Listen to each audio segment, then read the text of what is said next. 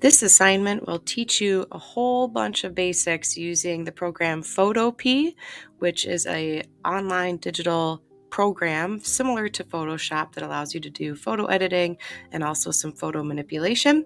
We're creating a digital color wheel, and I'm going to quick show you a couple examples of color wheels. We'll go through some of the main terms, and then I will show you how to get started in Photopea. When we look at a color wheel, you'll notice there are generally 12 categories or slices of pie, depending on how the color wheel is organized. And generally, we start with red, and then we go to red, orange, orange, yellow, yellow, green, green, blue, blue, violet. Think of violet as purple, even though technically they're not the exact same, but don't let that confuse you too much. So blue, violet, think of that as just blue, purple. Violet, think of that as purple, and then red, violet, think of that as red, purple, or sometimes people will call it magenta. So 12 different colors, and brown is shown here in the middle just because brown is often a combination of these secondary colors. So the primary colors are red, yellow, and blue. Those are the colors that can make every other single color for the most part, with the addition of white and black. And then we have the secondary colors. Those are orange and green and purple, kind of shown with this triangle here. What's in between, so the colors with two names are called the tertiary colors. So yellow orange is tertiary, yellow green, blue violet, and red orange. So we have 3 primaries, 3 secondaries, and 6 tertiary colors. When we take a look at this color wheel, you'll see there's some other terms here like hue, tint, tone, and shade. Hue is just, think of that as the pure color. Tint is the color plus white. So if you took an orange and you mixed it with a little bit of white paint, that is the result that you'd get. Tone is going to be the color mixed with gray, and shade is the color mixed with black. And so you can kind of see the shades are the darkest, the tints are the lightest, the tones are kind of in between, and then the hues are those bright saturated colors. Okay, now that we kind of have some terms out of the way, we're going to go to the assignment, and we're going to first click on this color wheel PSD. You can take a look at some of the examples if you'd like to do that first. So color wheel PSD, and you're probably going to have to go to these 3 dots in the upper right hand corner, click on open in new window, and then we're going to click the download button, and this is going to let you download this specific template. It's really useful because it kind of gives you a cheat sheet, tells you what colors are where, and it gives you some angles that you're going to need when you're actually making your own color wheel in Photopea. Now we're using Photopea right now for this just because we don't have access to Photoshop at the moment, but this is a great alternative to Photoshop. You're going to click on this link here, Photopea, or you can type it in, and we're going to go to Open from Computer, and we'll double click on that color wheel PSD file. PSD file just means it's a Photoshop file. All right, so you should just have the template and then the background color, which you can edit later on if you'd like. Just to kind of give you an idea of how this is arranged, these are your layers. Some of the main tools that we'll mainly be using are just the Move tool. We'll be using Edit and then Free Transform. We'll also be using Image, Adjustments, and Hue Saturation, and possibly some Color Balance as well, which I'll go over shortly. Your first step, and even in the directions here it says, find an image on Google Images or Pixabay that you'd like to duplicate within your color wheel. So these are the images. Here I have my cat example. Here I have my shoe example. And then for those who would like the extra challenge and an extra bonus point, you can do the tints and the shades. So shades and tints, I actually just duplicated these to kind of create this interesting radial design using the shoes. So you can go to Google Images or Pixabay. Personally, I really like Pixabay because it has a great selection of millions of different free images that are easy to download. And so if you have an idea, I'll just type in flower here. It's going to give you probably a bunch of different images of flowers, but you can also look underneath. It'll let me here. It's just loading. You can also find illustrations, so it doesn't have to be a photo. And we want it to have some transparency, and I'll talk about what that means. So this checkerboard pattern back here, that would be an example of transparency. You don't want something with a white background or that you'd have to cut out. I actually kind of like this blue flower, so I'm going to click on this one and then click download. And PNG is what we're looking for. Click download. Now it's going to go to our downloads on our computer. Again, when we're on a PC, it's going to go into your downloads folder more than likely. If you're on a Chromebook, it just goes to your drive. So it's a little bit different. I highly recommend using the PC for this because it's a better display screen. It's bigger, and it'll help you get used to using Photoshop in the future when we actually start using it. Okay, so I have my flower. I'm going to go back into Photopea. And from here, I'm going to go to File, Open, and Place, because we want to place this flower on top of my template. Now this flower is really big. It gives me some little boxes, so I'm going to shrink this down. I want it to kind of fit within the section here. So like kind of right about there is probably good. If you need to do a little bit of rotating and adjusting, like trying to fit it into that first pie slice, I can go to the corner here and you'll see my cursor kind of change to this double arrow, and I can click and hold and kind of rotate a little bit as needed. Do something like that. And it's okay if it doesn't fit perfectly in the pie slice, but just understand that if it doesn't, you're going to have some overlapping happening in your color wheel. Okay, so there's my first image. Now what I'm going to do is I'm actually going to right click on the flower layer, and we're going to go to rasterize. We're just rasterizing that layer so it's no longer a smart object. I'm also going to double click on the name, and I'm going to call this one, we'll just say flower. This is just going to help us organize our layers. Okay, now I'm going to do Control J on the keyboard, or you can do layer, duplicate layer. So duplicate layer, it just made a copy of it, or Control J on your keyboard. So just Control J. All right. And I'll show you what that does. I'll grab my move tool here. So I'm on flower copy right now, and there's my duplicate. Go to this one, duplicate. And I'm just going to kind of spread them out. You don't need to arrange them yet. You don't want to rotate them yet. Okay.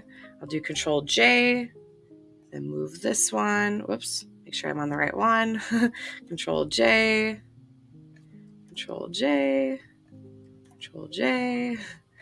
And I'm going to do this 11 times until I get 12 different copies of that layer. Control J. Okay, so I just kind of quick arrange them. If you click on them, it'll select which layer you're on. So if I click and hold, now I'm on layer 4, 5. So it gives you the numbers. That kind of tells you what order you're going in. We'll rename these later on. Okay, so on the first flower, if I pull this up, you can see it says red and then 0 degrees. So I'm not going to change the angle of this. I'm happy with the angle, but I do need to change the color. I'm going to spread these out just a little bit so you can see all the different angles. So let's kind of pull them off to the side. So this is why you don't want your images too big or too small. This is just right. So this one's fine. 0 degrees is fine. Okay, so that first layer, we have this one selected. Make sure you actually click on it and select it, otherwise it might be changing the colors of a different layer. Now I'm going to go to Image, Adjustments, Hue Saturation. I'll pull this over so you can see it. And by clicking and dragging this, you'll see it kind of changes the color. So I'm looking for the color red. That was pretty close. That's not too bad. It's okay if part of the image isn't like all red. That's totally fine. I'm just kind of focusing on the flower color. I'd say that's pretty good. You can also play around with the saturation. So that's how vibrant the color is. I might bump that up a little bit. And if you need even more help, you can go to Image, Adjustments, Color Balance. Pull this over. And you'll see if I pull it to the red, it's going to be as red as possible. If I pulled it to the cyan, it's going to cool it down a little bit. If I pulled it to the green, that would make it more like an orange. If I pulled it to the blue, it's going to get a little more purple. So I'm going to leave it like that. I think that's fine. Okay. So there's my red. Now I'm going to click on the next one, which is my flower copy. I think it was this one. Yep. And this is going to be my red orange. Now, before I change the color, I am going to change the angle. So to change the angle, I need to free transform. So we can go to Edit, Free Transform, and you'll see right up here, there's this little angle box. If I type in 30 degrees, this is going to give me the exact angle that I need. So 30 degrees for that section. I can place it right in there, and it says the color is red-orange. So I need to adjust this flower to be red-orange. So let's go to Image, Adjustments, Hue Saturation. This is where it can get a little tricky and finicky. Take your time. There is my red. I'm going to go a little more on the orange side so you can see there's a little more orange in there. And I'm also going to do a little bit of color balancing. And I'm going to zoom in here so you can see it better. There we go. So there is a difference here. There's red, orange. If you need to reference a color wheel, sometimes that's helpful. You just want each of these to look different in Photopea. And actually this isn't too bad, but I am going to go into my color balance and see if I can just bump up that red orange a little bit by adjusting the yellows and the reds. Yeah, just to make it a little brighter. Okay, so there's my red orange. Now I got to find my flower copy. I think flower copy 2. There we go. I think I found it. All right, again, we're going to do edit free transform. Now you'll see it says Alt Control T. That is a keyboard shortcut if you'd like to use that. So instead of going to edit free transform, we can do Control Alt T on the keyboard, and it's going to give us those boxes and the option to change the angle.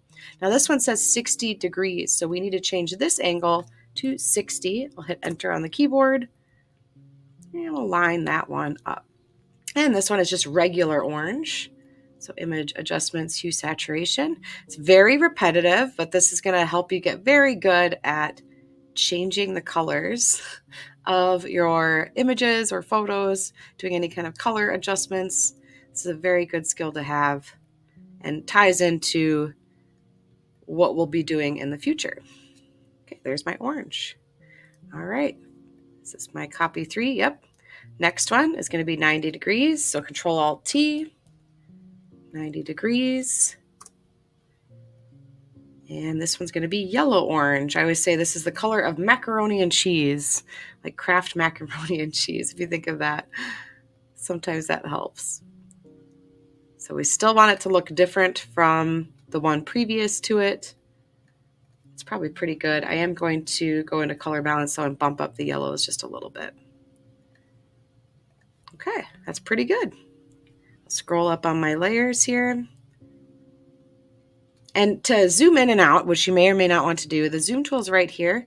I just zoomed in so you could see it a little better, but to zoom out, I'm going to click on this little minus button, and then you simply just click. It's a little magnifying glass, and then click the plus sign to zoom back in. All right. And this little eye icon sometimes will help you figure out which layer you're actually on. Sometimes it gets a little confusing. All right, Control Alt T, 120 degrees, and this one's just yellow. Image adjustments, hue saturation, and we're just looking for yellow. Perfect. And so on and so forth. You're going to just keep doing this until you get to all 12. There we go. Probably have to speed through this part. 150. Pay attention to the numbers. Yellow, green.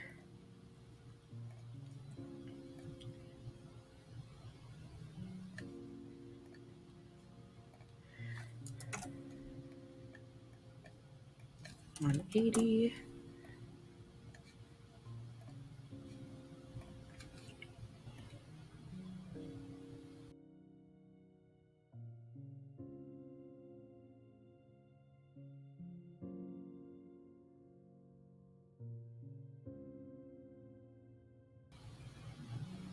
There we are. Okay, so when you get to this point and you have all of your colors, you can, if you want, rename these. So I know this one's red, orange. And again, to rename, I just double click on it, and then I can just type it in on the keyboard. Sometimes that's helpful. I'm not actually going to do that for all of them just because I already kind of know where they are. I am going to zoom out a little bit just so we can see the whole thing. And from here, I'm going to turn off or delete this layer. I'm just going to turn it off. So this little eye icon, I'll click right there. And that kind of gives me an idea of where I need to adjust. I see my purple needs some adjustment. So I'll turn this back on. I'm going to use my move tool. We'll kind of adjust these. Now I could go, further out if I wanted to, kind of line it up that way. Make your adjustments. If any are out of order, like it seems like some are covering up others that shouldn't be, you might just have to double check your order. It's helpful if you have them all in order. So like red, orange, orange, yellow, orange, yellow, making sure they're all in order as they appear. That can really help. So trying to line up the bottom of those stems so they're all kind of in an equal spot in each wedge. That will be helpful. And it's okay if it's not perfect. Arranging things on a circle is sometimes kind of tricky. But at least you have all the angles right, and you know you had them right if you entered them yourself. All right, let's turn off that template again. That's pretty good, I'd say. All right, now if you want to take this a step further, okay, so right now I could just save it and say I'm done. But if you would like to do your tints and shades, I'll just quick show you how to do that. I'm going to click on this red layer here, or that first layer. I'm going to leave these two alone. I'm going to scroll up and I'm going to hold down Shift on my keyboard, and that's going to select all of these layers all at once. And then I'm going to go to Layer and Group Layers. This is just going to save us some time. So it says Folder 1, and if I click on this arrow, it's kind of collapsed everything down into one group, makes it easier to manage from here. Okay. Now I can do Control J on the keyboard, Control J, and you can duplicate that group essentially. So folder 1, now there's a copy of that. And if I click on, if I click on that copy, you'll see that everything's there. I can do Control Alt T, and now I have that duplicate layer. So I didn't have to like redo everything. From here, all I have to do is shrink it down a little bit, and I could do my tints and shades. So I could line this up. You can use those lines, so you can kind of see the red lines there, the red crosshair. That'll let you line everything up so it's nice and centered. I'm going to go ahead and just click on Flower Copy 11, hold down Shift, just to select that group. Image adjustments. Let's go to hue saturation. There we go. And it says will be applied to 12 layers. That's great. And I'm going to just do the shade. So I'm going to drop this down in lightness. You could also do, instead of that, you could do image adjustments, brightness, contrast, and you could drop the brightness down too. It doesn't really matter which one. So I'll do that. Okay. So there's my shades, my regular hues.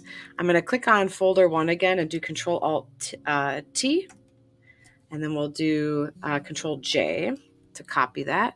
And these are going to be my tints. I am going to drag this above so it shows up on top of my my other ones. Whoops. Don't move them too far though.